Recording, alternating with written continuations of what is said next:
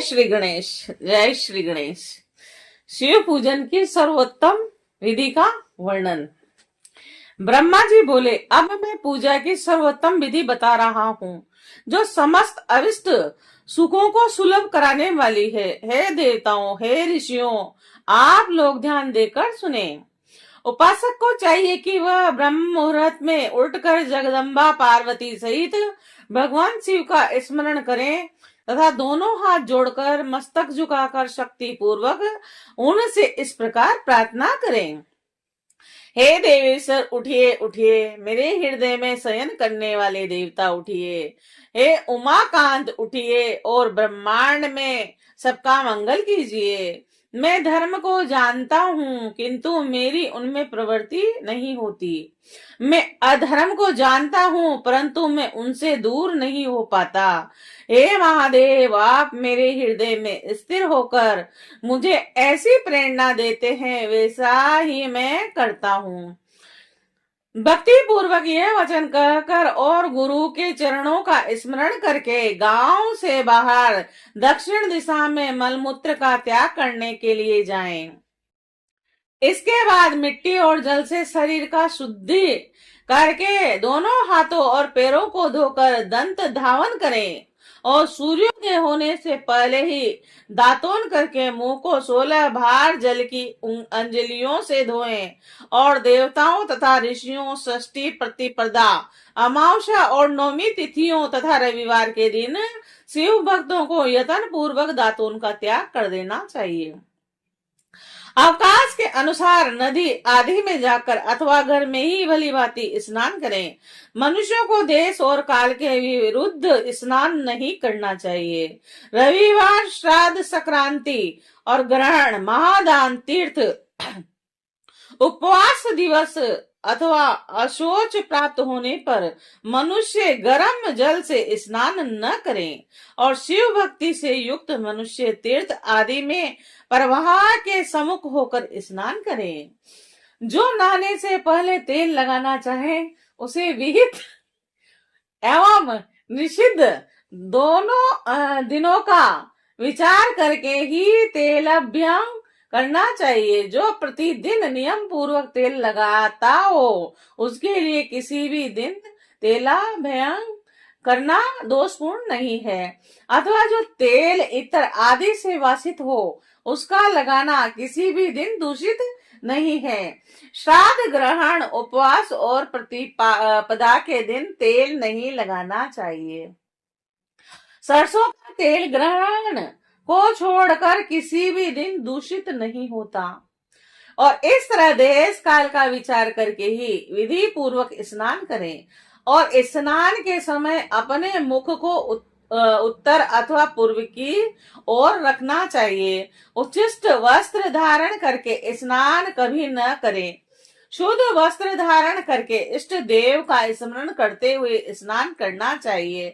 किसी वस्त्र को दूसरे ने धारण किया हो तथा जिसे सोए रात में धारण किया गया हो उससे कभी स्नान किया जा सकता है जब उसे धो लिया गया हो। इसके पश्चात देवताओं, ऋषियों तथा पितरों को तृप्ति देने वाला तर्पण करना चाहिए। इसके बाद धुला हुआ वस्त्र पहने और आचमन करें।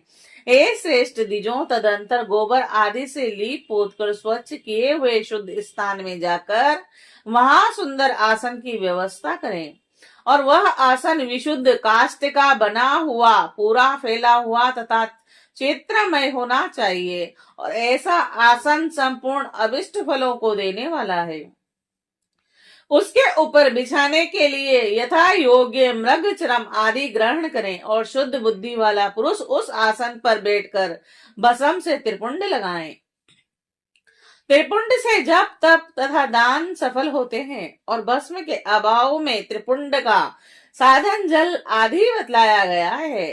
इस तरह त्रिपुंड करके मनुष्य रुद्राक्ष धारण करें और अपने संध्या उपासना आदि नृत्य क्रम का संपादन करके पुनः शिव की आराधना करें। तत्पश्चात 3 बार मंत्र पूर्वक आचमन करें तथा गंगा बिंदु ऐसा उच्चारण करते हुए 1 बार आचमन करें। तत्पश्चात वहां शिव की पूजा के लिए अन्न और जल लाकर रखें और दूसरी कोई भी जो वस्तु आवश्यक हो उसे यथाशक्ति जुटाकर अपने पास रखें। इस प्रकार पूजन सामग्री का संग्रह करके वहां धैर्य धारण करके जल, गंध और अक्षत से युक्त एक अर्धे पात्र लेकर उसे दाहिने भाग में रखे और उससे उच्चार की सिद्धि होती है। फिर गुरु का स्मरण करके उनकी आज्ञा लेकर विधिवत सकाम संकल्प करके पराभक्ति से सपरिवार शिव का पूजन करें। एक मुद्रा दिखाकर सिंदूर आदि उपचारों द्वारा सिद्धि बुद्धि सहित विघ्नहारी श्री गणेश का पूजन करें। लक्ष्य और लाभ से युक्त श्री गणेश जी का पूजन करके उनके नाम के आदि में प्रणव तथा अंत में नमः जोड़कर नाम के साथ चतुर्थी विभक्ति का प्रयोग करते हुए नमस्कार करें। यथा ओम गणपते नमः अथवा ओम लक्ष्य लाभयायुताय सिद्धि बुद्धि सहिताय गणपते नमः। तदंतर उनसे क्षमा प्रार्थना करके पुनः भाई कार्तिकेय सहित गणेश जी का पराभक्ति से पूजन करके उन्हें बारंबार नमस्कार करें। तत्पश्चात सदा द्वार पर खड़े रहने वाले महोदर का पूजन करके सती साध्वी गिरिराज नंदनी उमा की पूजा करें। चंदन कुमकुम तथा धूप दीप तथा आदि अनेक उपचारों तथा नाना प्रकार के नैवेद्यों से शिव का पूजन करके नमस्कार करने के पश्चात साधक शिव जी के समीप जाए। यथा संभव अपने घर में मिट्टी, सोना, चांदी, धातु या अन्य द्रव्य, पारे आदि की शिव प्रतिमा बनाए और उसे नमस्कार करके भक्ति प्रायण होकर पूजा करें और उसकी पूजा हो जाने पर सभी देवता पूजित हो जाते हैं। मिट्टी का शिवलिंग बनाकर विधि पूर्वक उसकी स्थापना करें और अपने घर में रहने वाले लोगों को स्थापना संबंधी सभी नियमों का सर्वथा पालन करना चाहिए। भूत शुद्धि करके प्राण प्रतिष्ठा करें। शिवालय में दिक्पालों की भी स्थापना करके उनकी पूजा करें। घर में सदा मलमूत्र का प्रयोग करके शिव की पूजा घर में सदा मूल मंत्र का प्रयोग करके शिव की पूजा करनी चाहिए। घर में द्वारपालों के पूजन का सर्वथा नियम नहीं है क्योंकि घर में जिस शिवलिंग की पूजा की जाती है उसमें सभी देवता प्रतिष्ठित रहते हैं। घर पर होने वाली शिव की पूजा के समय अंगों सहित तथा सपरिवार उस सदा शिव का आह्वान करके पूजन किया जाए, ऐसा कोई नियम नहीं है। भगवान शिव के समीप ही अपने लिए आसन की व्यवस्था करें और उस समय उत्तराभिमुख बैठकर आचमन करें और उसके बाद दोनों हाथों का प्रलाक्षण करके प्राणायाम करें। प्राणायाम काल में मनुष्य को मूल मंत्र की 10 आवृत्तियां करनी चाहिए। हाथों में 5 मुद्राएं दिखाएं और यह पूजा का आवश्यक अंग है और इन मुद्राओं का प्रदर्शन करके ही मनुष्य पूजा विधि का अनुसरण करें। तदंतर वहां दीप नैवेद्य करके गुरु को नमस्कार करे और पदासन तथा भद्रासन बांध कर बैठे अथवा उत्तानासन या कासन का आश्रय लेकर सुख पूर्वक बैठे और पुनः पूजन का प्रयोग करें। पुराने समय में तो पत्थर की बटिया की ही श्रद्धा पूर्वक पूजा करके लोग भवसागर से पार हो जाते थे।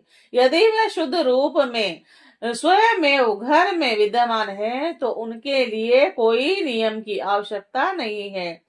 तत्पश्चात अर्ध पात्र से उत्तम शिवलिंग का प्रक्षालन करें और मन को भगवान शिव से अन्यत्र न लेकर जाएं और पूजा सामग्री को अपने पास रखकर निम्नांकित मंत्र समूहों से माँ देव जी का आह्वान करें।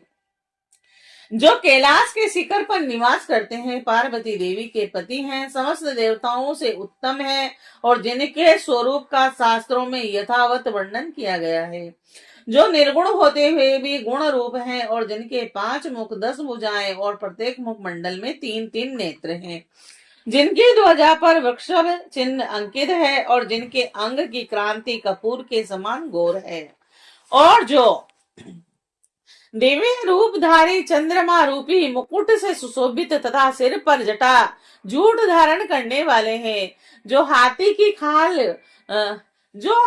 की खाल पहनते हैं और व्याघ चर्म ओढ़ते हैं, और जिनका स्वरूप शुभ है, और जिनके अंगों में वासुकी आदि नाग लिपटे रहते हैं, जो पिनाक आदि आयुध धारण करते हैं, और जिनके आगे आठों सिद्धियां निरंतर नृत्य करती रहती हैं। भक्त समुदाय जय जयकार करते हुए जिनकी सेवा में लगे रहते हैं, दुस्सह तेज के कारण जिनकी ओर देखना भी कठिन है, जो देवताओं से सेवित है, और जो संपूर्ण प्राणियों को शरण देने वाले हैं, जिनका मुखार बिन प्रसन्नता से खिला हुआ है, वेदों और शास्त्रों ने जिनकी महिमा का यथावत गान किया है, विष्णु और ब्रह्मा भी सदा जिनकी स्तुति करते हैं, तथा जो भक्त वत्सल है, उन परमानंद स्वरूप शिव का मैं आह्वान करता हूँ।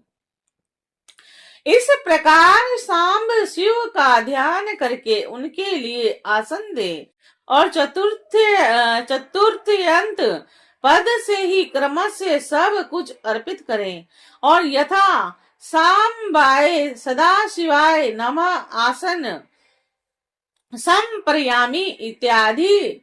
तत्पश्चात भगवान शंकर को पाद और अर्घ्य दे। तदंतर परमात्मा शंभु को आचमन कराकर पंचामृत संबंधी द्रव्यों द्वारा प्रसन्नता पूर्वक शंकर को स्नान करावे। वेद मंत्र आदि समंत्रक चतुर्थयंत नाम पदों का उच्चारण करके भक्ति पूर्वक यथा योग्य समस्त द्रव्य भगवान को अर्पित करें, और अभिष्ट द्रव्य को शंकर के ऊपर चढ़ाएं। फिर भगवान शिव को जलधारा से स्नान कराएं। स्नान के पश्चात उनके श्री अंगों में सुगंधित चंदन तथा अन्य द्रव्यों का प्रयत्न पूर्वक लेप करें।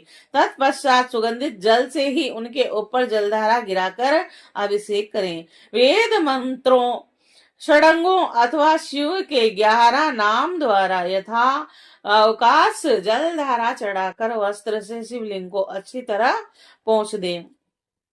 तद अंतर आचमन प्रदान करें और वस्त्र समर्पित करें। नाना प्रकार के मंत्रों द्वारा भगवान शिव को तिल, जौ, गेहूं, मूंग और उड़द अर्पित करें। फिर 5 मुख वाले परमात्मा शिव को पुष्प अर्पित करें। प्रत्येक मुख पर ध्यान के अनुसार यथोचित अभिलाषा करके कमल, शतपत्र, शंख पुष्प और पुष्प, धतूर, मंदार, द्रोण पुष्प और तुलसी दल तथा बेल पत्र के द्वारा प्राभक्ति के साथ भक्त वत्सल भगवान शंकर की विशेष पूजा करें। अन्य सब वस्तुओं का अभाव होने पर शिव को केवल बेल पत्र ही अर्पित करें। बेल पत्र समर्पित होने से ही शिव की पूजा सफल होती है, और तत्पश्चात सुगंधित चूर्ण तथा सुवासित उत्तम तेल, इत्र आदि विविध वस्तुएं बड़े हर्ष के साथ भगवान शिव को अर्पित करें। तदंतर प्रसन्नता पूर्वक गूगल और अगरू आदि से धूप निवेदित करें, और तदंतर शंकर जी को धृतपूर्ण दीपक दें, और इसके बाद निम्न मंत्र से भक्ति पूर्वक पुनः अर्घ्य दें, और भक्ति भाव से वस्त्र द्वारा उनके मुख का मार्जन करें। हे शंकर, आपको नमस्कार है। आप इस अर्घ्य को स्वीकार करके मुझे रूप दीजिए, यश दीजिए, सुख दीजिए, भोग और मोक्ष का फल प्रदान कीजिए। और इसके बाद भगवान शिव को भांति भांति के उत्तम नैवेद्य अर्पित करें। इसके पश्चात प्रेम पूर्वक शीघ्र आचमन कराएं। तद अंतर सांगो पांग तांबूल बनाकर शिव को अर्पित करें, और इसके अंतर 5 बत्ती की आरती बनाकर भगवान को दिखाएं। पैरों में 4 बार नाभि मंडल के सामने, 2 बार मुख के समक्ष और 1 बार तथा संपूर्ण अंगों में 7 बार आरती दिखाएं। तत्पश्चात यथोयुक्त ध्यान करके मंत्र का उच्चारण करें, और बुद्धिमान मनुष्य को गुरु के द्वारा बताए गए नियम के अनुसार ही मंत्र का जप करना चाहिए, अथवा अपने ज्ञान के अनुसार जितनी संख्या में हो सके उतनी संख्या में ही मंत्रों का विधिवत उच्चारण करें और प्रेम पूर्वक नाना प्रकार के स्त्रोतों से वृक्षध्वज शंकर की स्तुति करें। तत्पश्चात धीरे धीरे शिव की परिक्रमा करें। इसके बाद भक्त पुरुष साष्टांग प्रणाम करें और शिव की प्रसन्नता के लिए उन परमेश्वर शंकर को इस मंत्र से भक्ति पूर्वक पुष्पांजलि दें। और हे शंकर, मैंने आज्ञा से या जानबूझकर जो जो पूजन किया है वह आपकी कृपा से सफल हो। हे मूढ़, मैं आपका हूँ और मेरे प्राण सदा आप में लगे हुए हैं। मेरा चित्त सदा आपका ही चिंतन करता है। ऐसा जानकर हे गौरीनाथ, हे भूतनाथ, आप मुझ पर प्रसन्न होइए। हे प्रभु, धरती पर जिनके पैर लड़खड़ा जाते हैं उनके लिए भूमि ही सहारा है और उसी प्रकार उन्होंने आपके प्रति अपराध किए हैं, इसीलिए भी आप ही शरणदाता हैं। और इस प्रकार बहुविधि प्रार्थना करके उत्तम विधि से पुष्पांजलि अर्पित करने के पश्चात पुनः भगवान को बार बार नमस्कार करें। तत्पश्चात यह बोलकर विसर्जन करना चाहिए कि हे देवेश, हे प्रभु, अब आप परिवार सहित अपने स्थान को जाएं। हे नाथ, जब पूजा का समय हो तब पुनः आप आदर पूर्वक पधारें। इस प्रकार भक्त वत्सल शंकर की बारंबार प्रार्थना करके उनका विसर्जन करें और उस जल को अपने हृदय से लगाएं तथा मस्तक पर चढ़ाएं। हे ऋषियों, इस तरह मैंने शिव पूजन की सारी विधि बता दी जो भोग और मोक्ष को देने वाली है। और अब आप लोगों को क्या सुनना है?